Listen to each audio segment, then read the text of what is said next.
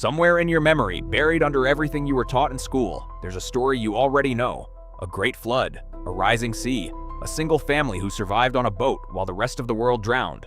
You know this story, and so did the ancient Sumerians, and the Maya, and the Aboriginal peoples of Australia, who had never heard of Sumer, never crossed those oceans, never shared a single word of language. Yet they all tell the same story. A man, a warning, a boat, a world swallowed by water. How is that possible? How do cultures separated by entire oceans, by thousands of years, by every barrier that should have kept them apart, how do they all remember the same catastrophe? Either it's the biggest coincidence in human history, or something really happened. Something so enormous it burned itself into the memory of our entire species. Let's follow the water, across 4 continents, and then let's see what the ice itself has to say. We start where writing itself begins. Ancient Mesopotamia, modern-day Iraq, the land between 2 rivers. Here, more than 4,000 years ago, someone pressed a reed stylus into wet clay and recorded the oldest version of the flood we've ever found. It's part of the Epic of Gilgamesh, one of the first great works of literature on Earth. In it, a man named Utnapishtim tells Gilgamesh a secret.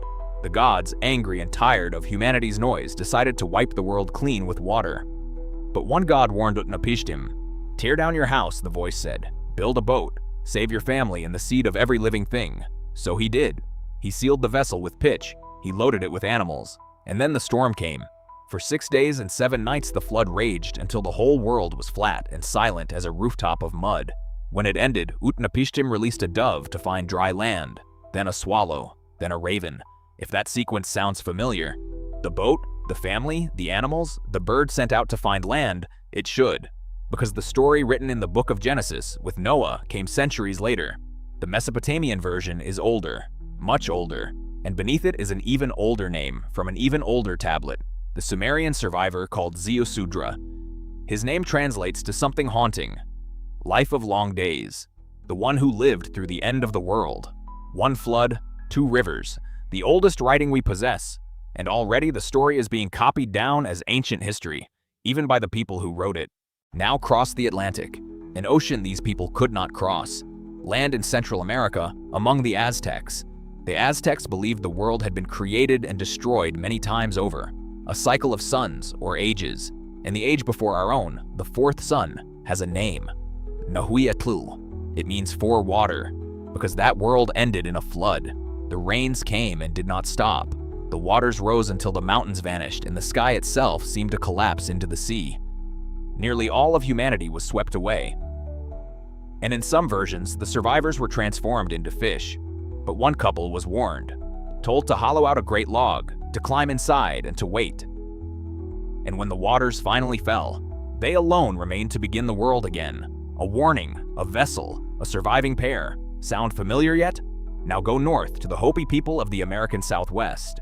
Their tradition also speaks of worlds destroyed and remade, and the world before this one, their 3rd world, ended when the righteous few were guided to safety while the rest was drowned and swallowed. They were sealed inside hollow reeds or carried across the water and emerged into a new world when it was over. These peoples never met the Sumerians. They never read the tablets of Iraq. They were separated by an entire planet, and still, the boat, the warning, the chosen survivors, the drowned world. Cross the Pacific now, to ancient China, and the story shifts in a way that's just as revealing. In Chinese mythology, there was a great flood so vast it threatened to destroy civilization entirely. The waters covered the land for generations. But here, the hero isn't just a man in a boat. He's an engineer. His name was Yu the Great. And where other cultures survived the flood by escaping it, Yu fought it. His father, Gun, had tried to dam the waters back and failed. So Yu changed the strategy. Instead of blocking the flood, he carved channels to guide it away, dredging rivers, opening the mountains, teaching the water where to go. The legends say he labored for 13 years and never once returned home to rest. And here's where it gets interesting. In 2016, scientists published evidence of a genuine catastrophic flood on China's Yellow River around 4,000 years ago. A real deluge, at roughly the time this legend is set. A myth, with a geological shadow behind it. That's the pattern we keep circling. Not just a story, a memory of something real. And now the most extraordinary case of all, Australia. The Aboriginal peoples of Australia hold what may be the oldest continuous storytelling tradition on the planet, tens of thousands of years unbroken. And woven through their Dreamtime stories, along coastlines all around the continent, is a recurring theme. The sea used to be lower, and then it rose.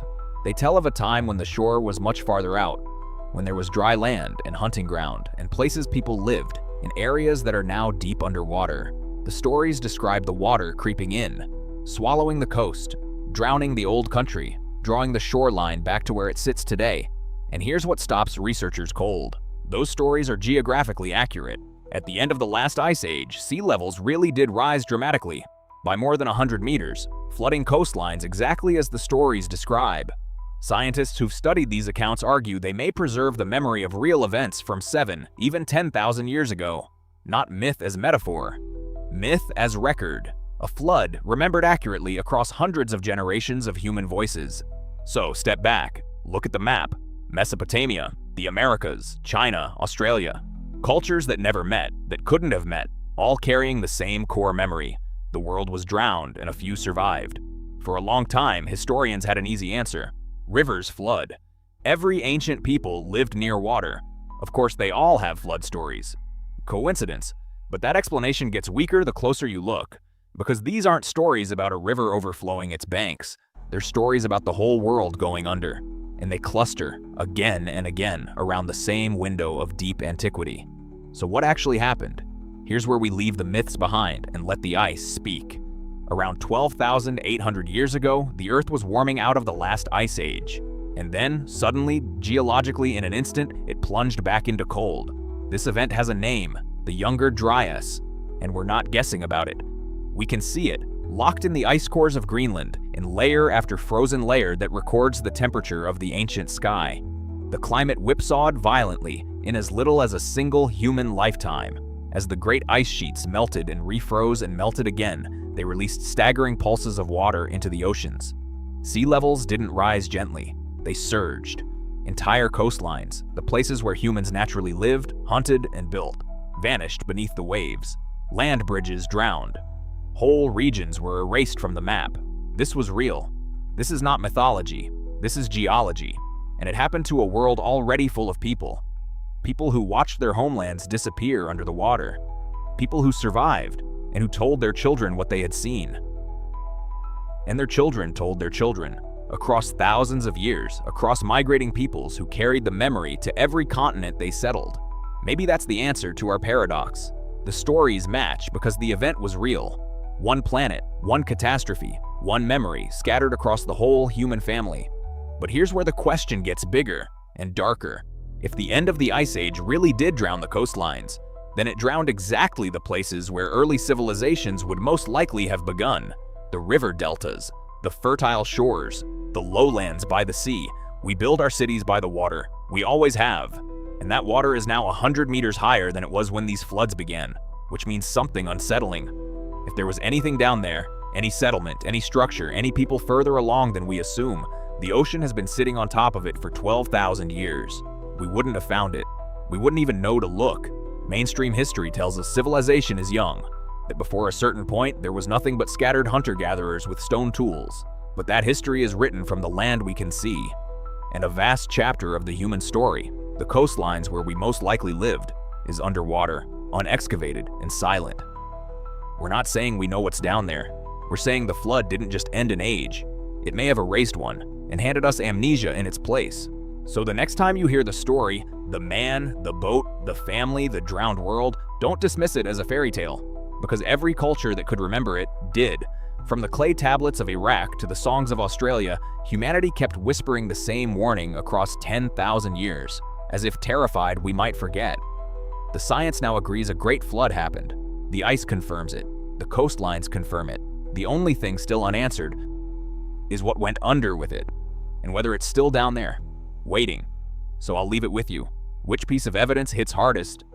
The fact that all these separated cultures tell the same story, or the data pulled straight from Greenland's ice? Tell me in the comments. I read them.